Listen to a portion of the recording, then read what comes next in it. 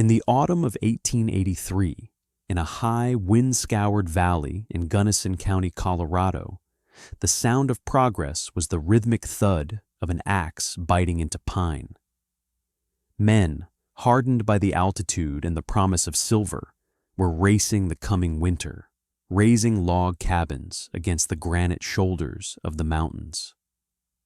They laid foundations of river stone and stacked felled trees with a grim urgency, their breath pluming in the crisp air. They worked with the certainty of men who knew the rules of survival in this unforgiving landscape. Build thick, build heavy, and build with wood. But on a small, exposed patch of land on the north side of the valley, one man was breaking all the rules. His name was Lars Eriksson, and his tools were not an axe and an adze, but a needle and an awl. While his neighbors wrestled logs into place, creating walls they boasted were 2 feet thick, Lars was meticulously sewing vast sheets of canvas. Where they packed mud and moss into the gaps of their structures, he was mixing pine tar and oil in a simmering pot. His project rose not with the reassuring heft of timber, but with the fragile, skeletal grace of lodgepole pine poles, lashed together into a shape that looked to the others like a monstrously oversized teepee. He was a quiet man, this Norwegian immigrant, with pale eyes that seemed to hold the memory of glaciers, and he worked with a methodical patience that the other settlers found unnerving, even offensive. They saw his strange canvas cone as an affront to the common sense that had governed frontier life for generations. They called it wasteful. They called it foolish. Jedediah Thorne, a man whose authority stemmed from the size of his claim and the booming confidence of his voice, stood one afternoon, hands on his hips, and watched Lars stretch a second layer of treated canvas over the first. "That's a tent, Eriksson," Thorne boomed, a chorus of chuckles rising from the men helping him hoist a ridgepole. "A canvas coffin for the first real snow. You'll freeze before Christmas." Lars merely tugged a rope taut, his expression unreadable. The community's judgment was swift and unanimous. They saw a man building a cloth house in a land of rock and ice, a man trading the proven security of logs for what looked like a summer novelty. They laughed at the low, tunnel-like entrance he dug, comparing it to a badger's den. They mocked the sheer strangeness of it all. This was not how a man prepared for a Colorado winter. That winter, the winter of the Great White Death, a blizzard would descend upon the Rockies that would be spoken of for a century. It would not be a storm, but a siege. It would choke the life from the valley, burying cabins to their rooflines in crystalline powder. Inside those thick-walled log houses, stoves would sputter and die, starved of air. Families would huddle together, listening to the wind shriek through the chinking as the temperature plummeted to 40 below zero, the very logs of their homes becoming conduits for a lethal, penetrating cold. But through the maelstrom, from the strange canvas cone on the exposed northern slope, a single steady plume of smoke would rise, clean and untroubled. Inside, a thermometer would hang in the calm, dry air, registering a temperature 75 degrees warmer than the howling world outside. The foolishness of Lars Eriksson was about to become the gospel of survival. What did he understand about the physics of air, of moisture, and of snow itself that everyone else, so certain in their conventional wisdom, had tragically dismissed? Lars Eriksson had come from a place where winter was not a season, but the defining condition of life. He was born and raised on the Hardanger Vidda, a vast, high-altitude plateau in Norway where the wind blows without obstacle and the snow lies deep for 8 months of the year. He had learned from his father and his grandfather that the cold had rules.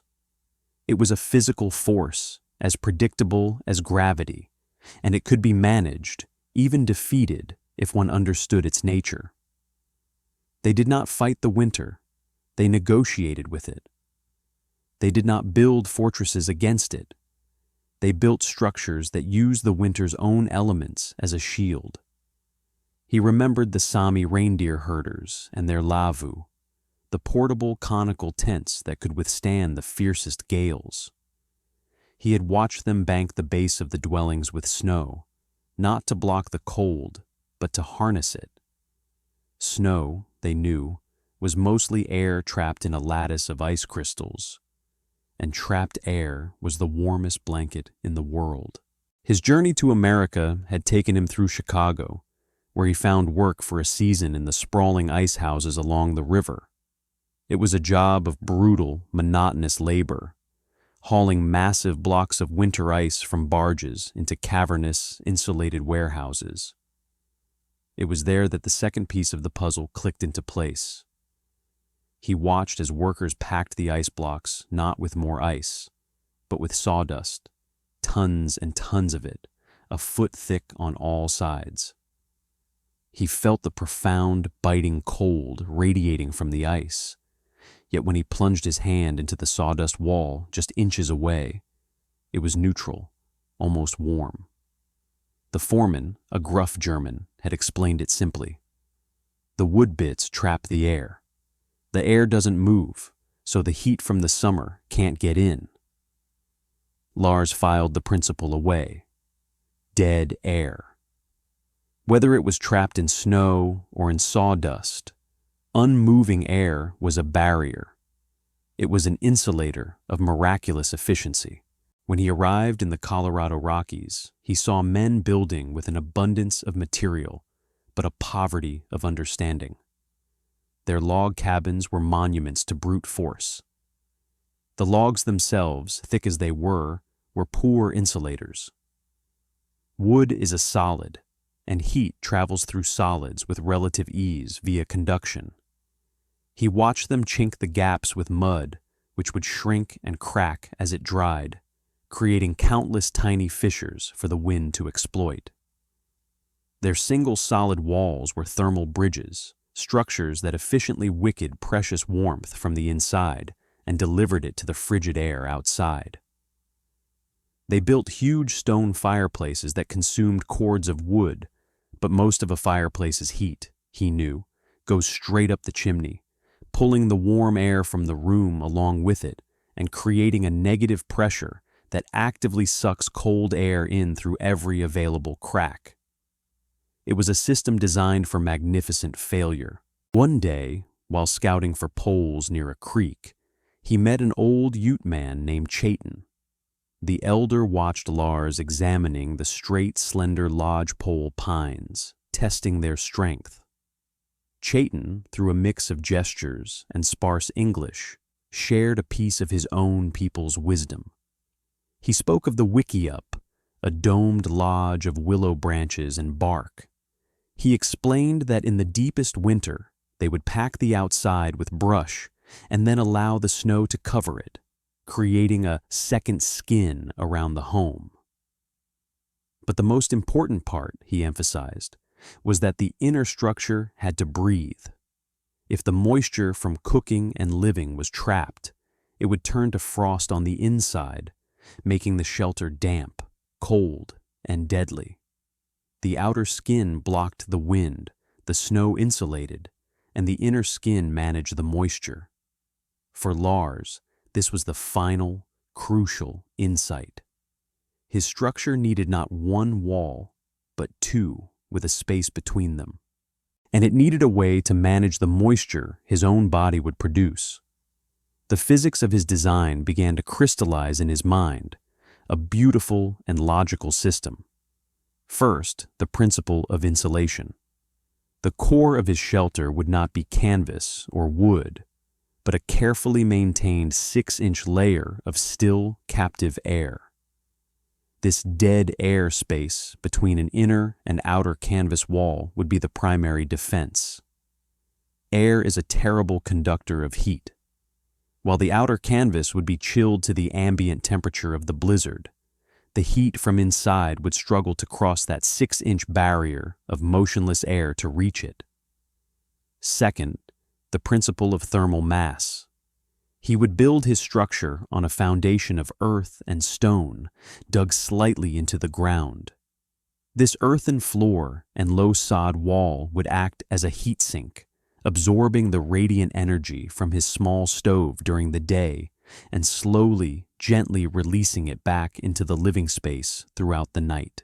It would regulate the temperature, smoothing out the peaks and valleys of the stove's heat output. Third, the principle of moisture control. The inner wall would be untreated linen, a fabric that could breathe, allowing water vapor to pass through it. The outer wall would be waterproofed oilcloth, but critically, he would design a ventilation system at the very peak, a protected cap that would allow the moist air that had passed through the inner wall to escape, preventing it from condensing and freezing within the structure. It was a complete interconnected system designed to work with the laws of thermodynamics, not against them. The construction of the Wintertelt, or winter tent, was an act of deliberate precision that his neighbors mistook for obsessive folly. It began not by building up, but by digging down. Lars marked out a perfect circle 20 feet in diameter and excavated the soil to a depth of 18 inches. He leveled the floor meticulously, then lined the entire pit with smooth, flat stones hauled from the nearby creek bed. This stone floor was the foundation of his heating system, a passive thermal battery. Around the perimeter of this circular pit, he built a wall, not of wood, but of the earth itself. He cut thick, rectangular bricks of sod from the meadow, rich with grass and roots, and stacked them 2 feet high and 2 feet thick. This low, earthen wall would anchor his structure, seal it from drafts, and add to the thermal mass. When the first snows came, this wall would catch the drifts, pulling a thick blanket of insulating snow around the base of his home. Next came the frame. He had selected 20 lodgepole pines, each one straight and strong, and had spent a week peeling off the bark and treating the wood with a mixture of pine tar and linseed oil to protect it from moisture. He set the poles around the inner edge of the sod wall, leaning them inward to meet at a central point nearly 15 feet above the floor. But they did not simply meet in a bunch. 2/3 of the way up, he constructed a heavy inner ring of wood, a wheel-like structure that locked the poles in place, giving the entire frame immense strength and rigidity against the wind. It was a design borrowed from the Sami Goati, a more permanent dwelling than the portable lavu, and it distributed the wind and snow loads evenly across the entire structure. Jedediah Thorne watched this part of the construction with a sneer. "A giant bird cage," he commented to anyone who would listen. "He's building a cage to die in." The most critical phase was the installation of the 2 canvas walls. First, he hoisted the inner liner, a massive conical tent of heavy, cream-colored linen. He stretched it tight against the inside of the pole frame, securing it with dozens of leather ties. The fabric was left in its natural, breathable state. Then came the outer shell. This was made from the heaviest sailcloth canvas he could procure, and he had spent weeks waterproofing it with his own mixture of linseed oil, beeswax, and pine tar. The treated canvas was stiff and heavy, smelling sharply of tar and turpentine. He and a hired hand wrestled the massive cone of fabric over the frame, carefully maintaining a precise 6-inch gap between it and the inner linen wall. This was the sacred space, the layer of dead air that was the heart of his invention. He anchored the bottom edge of the outer canvas to the top of the sod wall, using wooden pegs and rope to create an airtight seal. The two layers were completely separate, touching nowhere except at the entrance frame and the smoke pipe collar. His stove was a small cast-iron potbelly, a model valued for its efficiency, not its size. He placed it on a large, flat stone in the center of the floor. But the flue was his masterstroke. Instead of a simple pipe venting smoke, he engineered a double-walled flue. The inner pipe, 4 inches in diameter, would carry the exhaust. A surrounding outer pipe, 6 inches in diameter, was open at the bottom to the outside air, drawing fresh oxygen for the stove up through the gap between the pipes. As the cold, fresh air was drawn up the outer pipe, it was warmed by the hot exhaust fumes in the inner pipe. This meant the stove was fed with preheated air, making it burn hotter and more efficiently, and it did so without creating a single cold draft inside the living space. It was a primitive heat exchanger, a concept utterly alien to his neighbors, who were accustomed to the gale of cold air a fireplace drew across a cabin floor. The entrance was the final piece of the puzzle. He constructed a low, tunnel-like passageway, about 4 feet high and 6 feet long, jutting out from the side of the tent. It was framed with wood and covered with the same double layer of canvas. At both the inner and outer ends of the tunnel, he hung heavy canvas flaps weighted with wooden battens. This created an airlock. To enter, one had to open the outer flap, step into the tunnel, close the outer flap, and only then open the inner one. No gust of wind, no rush of frigid air could ever directly enter the living space. It was an entrance designed for a world where every single calorie of heat was precious. Jedediah Thorne made his final visit during this last stage of construction. He stood, a looming figure of certainty, his own massive cabin, a monument of conventional wisdom, visible on the hillside behind him. "Erickson," he said, his voice devoid of humor now, replaced by a kind of pitying condescension. "I've been watching you all fall. I see the work you're putting in. It's a shame to waste it on this thing. High ceilings, man. That's the key. Gives the smoke and the bad air a place to go. A big hearth to heat the room. Thick logs to stop the wind. This is known. This is how it's done." He gestured dismissively at the low, rounded form of the Wintertelt. "That canvas will rip in the first real gale. The snow load will collapse it. And a fire inside a cloth house? You're a madman, plain and simple. Just cut more wood. That's the answer to the cold. Always has been." Lars looked up from where he was meticulously fitting the inner canvas flap of his entryway. He wiped a smudge of pine tar from his hand and looked at Thorne, his gaze direct and calm. He didn't argue. He didn't defend his work. He simply stated a fact he had learned in the winds of the Hardanger Vidda. "Your logs hold the cold, Jedediah," he said quietly. "My air will hold the heat." He turned back to his work, leaving Thorne to stand in the shadow of his own certainty. Nearby, the new schoolteacher, Miss Eleanor Vance, who had been observing Lars's work with a quiet fascination, made a detailed sketch of the double-walled stovepipe in her journal. She wrote beneath it, "Mr. Erickson seems to be building not a house, but a machine for living." She did not yet know how right she was. The first sign was the silence.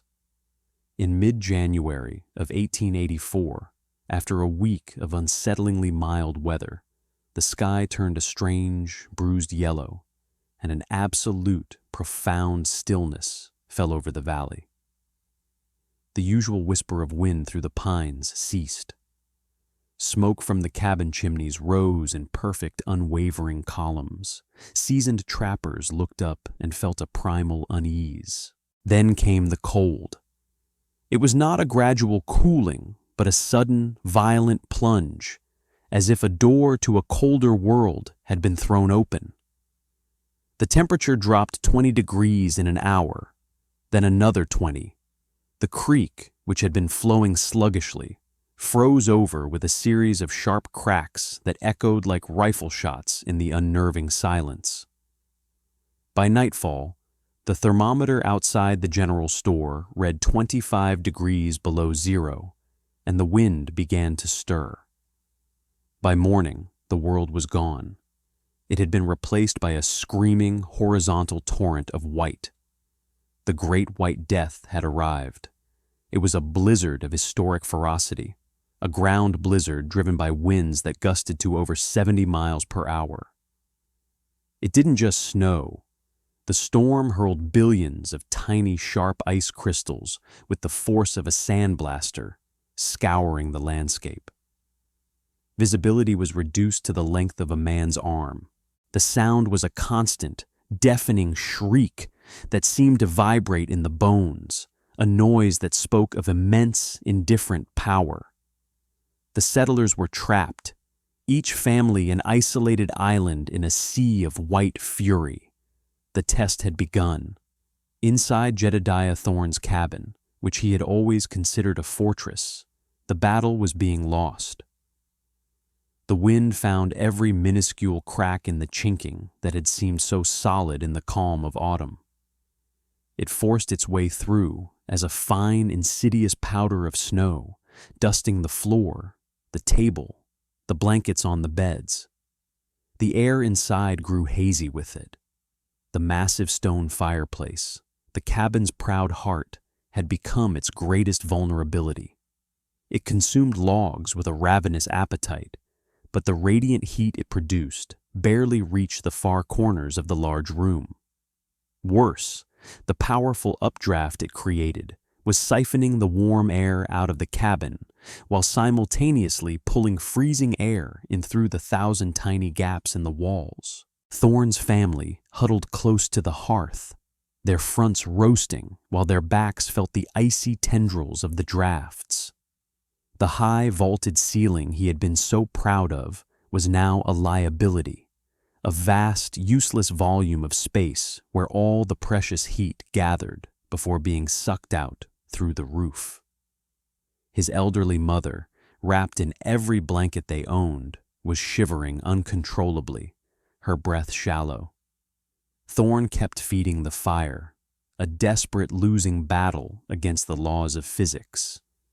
His woodpile, stacked conveniently against the outside wall, was now buried under a 10-foot drift, inaccessible. The wood he had stored inside was disappearing at an alarming rate.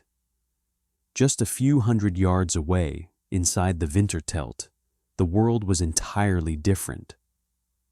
Outside, the storm shrieked, but inside there was only a deep, muffled calm, like being in a cave deep underground.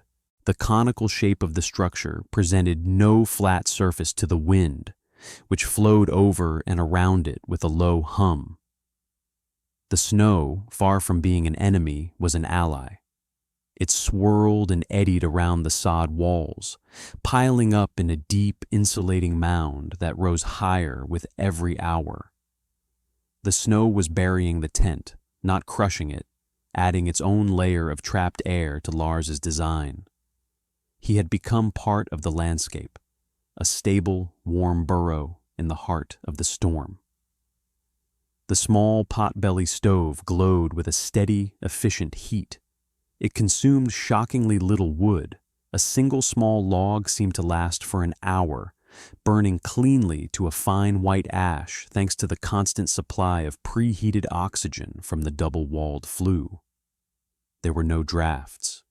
The air was fresh and circulated gently by convection, rising as it was warmed by the stove and sinking slowly as it cooled along the inner walls, which were themselves only cool, not cold, to the touch.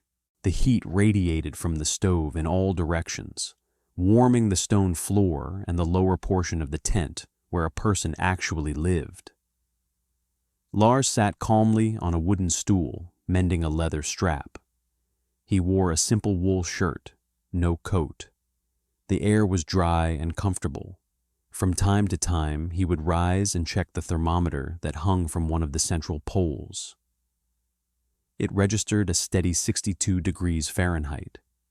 He had a large, neatly stacked supply of dry split pine inside, enough to last for a month if needed. The Wintertelt was performing exactly as he had calculated it would, a triumph of quiet understanding over brute force. It was not a fortress fighting a war. It was a membrane, intelligently negotiating the transfer of energy with the hostile world outside. For 3 days, the storm raged without pause. On the third morning, Lars conducted one of his methodical checks. He tapped the inner linen wall. It was dry. He peeked through a small, covered peephole he had built into the entrance tunnel. The world outside was an undifferentiated, churning vortex of white. He consulted his ledger. He had burned less than 1/8 of a cord of wood to maintain a comfortable temperature for over 70 hours. He measured the inside temperature, the outside temperature. A spirit thermometer he had hung in the sheltered entrance tunnel read a staggering 42 degrees below zero, and the rate of his fuel consumption. He was not just surviving, he was collecting data. This was an experiment, and its success was being proven in the most undeniable terms. He made a pot of coffee, the smell filling the warm, calm space. It was a pocket of civilization in a world that had reverted to a state of primal chaos. In Thorn's cabin, the situation had become critical. The last of the indoor wood was gone. In a fit of desperation, Thorn had chopped up a wooden chair, its brief, furious blaze doing little to combat the pervasive, bone-deep cold that had now taken possession of the cabin. The temperature inside had dropped to just a few degrees above freezing. The fine snow dust coated everything in a layer of white. His mother's shivering had stopped, replaced by a dangerous lethargy he recognized as the final stage of hypothermia. His wife and 2 young children were huddled under a single pile of blankets, their faces pale and drawn. The fire was dead. The hearth, which had been the symbol of home and safety, was now just a gaping cold hole in the wall, a wound from which the last vestiges of warmth had bled. Thorn, defeated by a force he had underestimated and a house he had misunderstood, knew he had to do something, or his family would perish. He bundled himself in every layer of clothing he possessed and plunged out into the storm.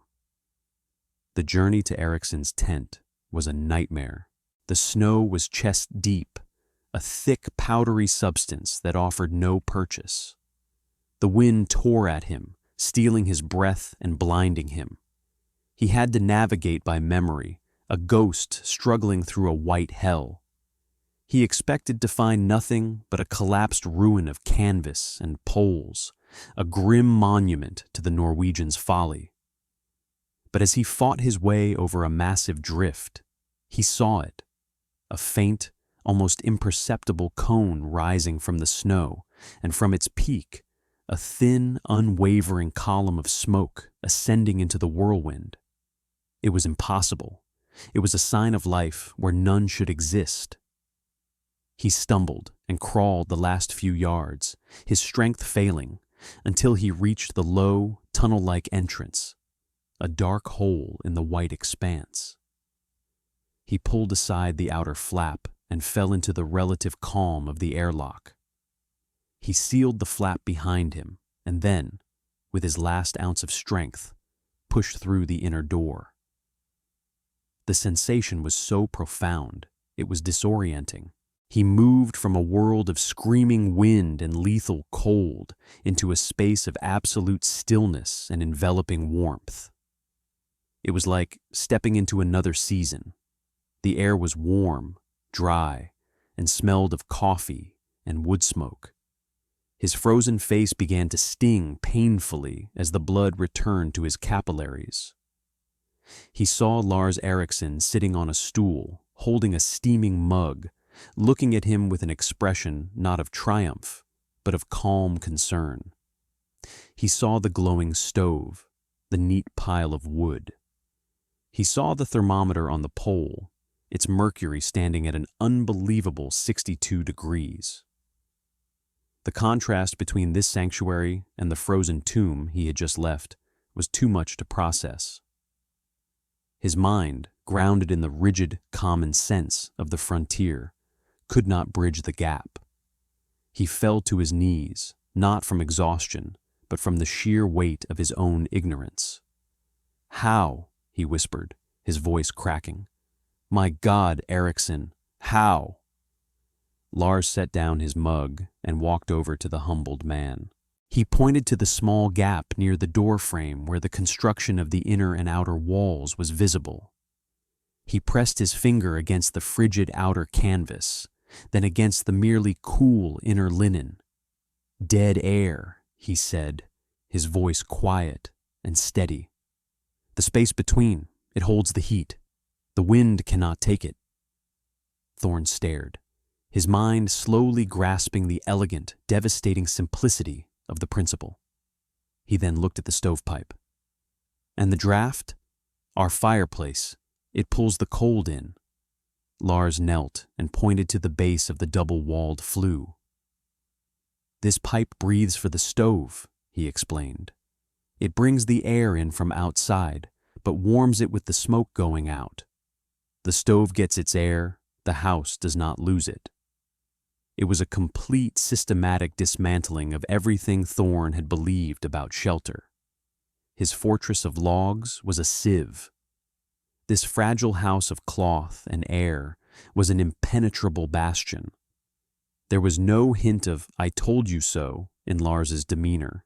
His victory was not over Thorn, but over the cold, and it was a victory he was immediately prepared to share. He helped the exhausted man to a seat and gave him a cup of hot, sweet coffee.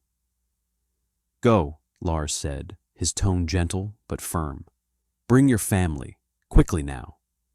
He helped Thorn back into his outer gear and gave him a length of rope to use as a guide on the return journey. Within the hour, Thorn returned, half carrying his elderly mother, with his wife and children stumbling behind him. Lars settled them into the warmth, wrapping the old woman in his own woolen blankets and placing her nearest the stove. He offered them food and hot broth. He moved with an unhurried competence, a man utterly in command of his environment. He had not just built a shelter, he had created a small, functioning world governed by reason and foresight, and now he opened its doors without hesitation to those who had scorned it. The quiet satisfaction he felt was not from being proven right, but from seeing the color return to the children's cheeks and hearing the steady, recovering breath of Thorn's mother as she slept safely in the impossible warmth of his canvas home. When the great blizzard finally broke after 5 days of relentless fury, the valley emerged into a world transformed. It was a landscape of stunning, silent beauty and profound devastation. The sun shone on a sea of sculpted snow, 20 feet deep in the drifts. But as the settlers dug themselves out, a grim accounting began. Several cabins on the valley's edges were found silent, their occupants frozen. Livestock had perished in their barns. The community was wounded, humbled by a winter that had shattered their illusions of security. The story, however, that spread faster than any other was not one of tragedy, but of miracle. It was the story of Jedediah Thorn's family, saved from certain death by the man they had all called a fool. Thorn himself, a changed man, became the most fervent evangelist for Lars Eriksson's methods. He led stunned settlers one by one to the Vintertelt, which now stood almost completely buried in a smooth, elegant dome of snow, only its ventilation cap and stovepipe visible. Lars, with a quiet patience, welcomed them all. He would lead them through the airlock entrance into the warmth and demonstrate the principles of his creation. He used one of Miss Vance's detailed sketches, which she had given him, to explain the airflow of the stove and the function of the double wall. He let them feel the dry inner wall, tap the stone floor that still radiated a gentle warmth, and see with their own eyes the small amount of wood he had used. He answered their questions not with boasts, but with simple physical explanations. "The cold does not come in," he would say. "The heat is kept from going out. That is the only secret." He transferred his knowledge freely and without judgment. He was not a savior condescending to the ignorant.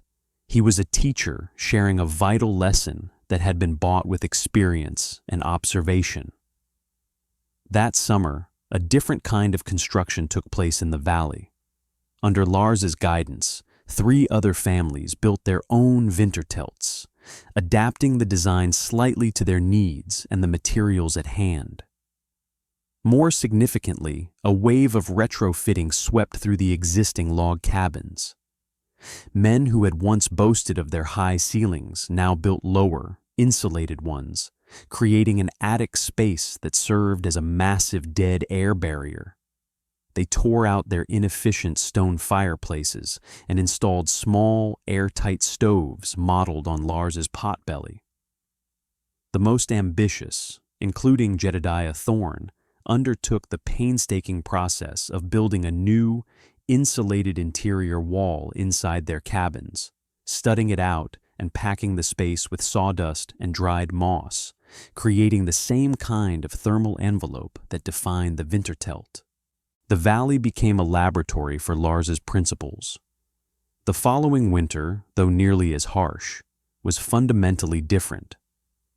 The community met it not with brute confidence, but with intelligent preparation. The results were immediate and dramatic. Fuel consumption across the settlement was cut by more than half. The retrofitted cabins, once drafty and cold, now maintained a steady, comfortable warmth. The doctor, who made his rounds on snowshoes, reported a startling decline in pneumonia and other respiratory illnesses that had plagued the community in previous winters. Newborns who would have struggled in the cold now thrived.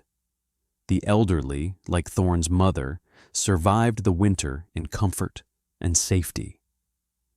The Wintertelt had done more than save one family. It had fundamentally altered the community's relationship with its environment. It had replaced a cycle of struggle and bare survival with one of resilience and security. The quiet Norwegian's foolishness had become the valley's foundational wisdom. The legacy of the Erickson winter tent extended far beyond the small Gunnison County valley. Miss Vance, the schoolteacher, wrote a long and detailed letter to a cousin who worked for the Rocky Mountain News in Denver. Intrigued, the paper sent a reporter the following spring. His article, "The Canvas Palace of the Rockies, An Immigrant's Genius Rewrites the Rules of Winter," was a sensation. It was reprinted in papers across the West. The principles of the dead airspace, the thermally isolated foundation, and the preheated stove flue were studied by engineers at the Colorado School of Mines. They developed standardized plans for high-altitude shelters for mining and railroad crews, structures that were lighter, cheaper, and far more thermally efficient than traditional log bunkhouses. Lars Ericsson's quiet innovation, born of ancestral knowledge and personal observation, entered the lexicon of frontier engineering. What Lars Ericsson had demonstrated with canvas and pine poles is a set of principles that today forms the bedrock of modern building science. His double wall was a direct precursor to the insulated wall cavity, the fundamental component of nearly every modern home. His understanding of the importance of an air gap is validated every day in the high R values of fiberglass and foam insulation. materials which are effective precisely because their structure is designed to trap countless tiny pockets of air. His sod foundation was a form of passive geothermal design, using the stable temperature of the Earth to buffer the living space from extreme air temperatures. The double-walled stovepipe was a rudimentary but effective heat recovery ventilator, HRV, a technology now considered essential for energy-efficient construction. He instinctively understood concepts like thermal bridging, the way heat travels through solid materials, and sought to eliminate it at every turn. He built not a house, but a high-performance thermal envelope. The story of the Wintertelt serves as a powerful parable. It is a testament to the quiet, methodical power of practical wisdom against the loud, unexamined assumptions of conventional folly. It reminds us that survival and progress are often driven not by grand gestures, but by a deep and humble understanding of the natural world and its uncompromising physical laws. It is the story of an immigrant who brought to his new home not just his hands to labor, but a rich inheritance of knowledge, a way of seeing the world that allowed him to find warmth and safety where others saw only a struggle for existence. It proved that sometimes the most revolutionary act is to listen to the lessons of the past and to observe with clear eyes the simple truths of the world. In the heart of the Rockies, where the wind still scours the peaks and the snows fall deep and silent, the log cabin stands as a monument to the enduring grit of the pioneers. But the ghost of a simple canvas tent, banked by snow and warmed by a small, efficient fire, remains a timeless lesson in quiet, unassuming genius.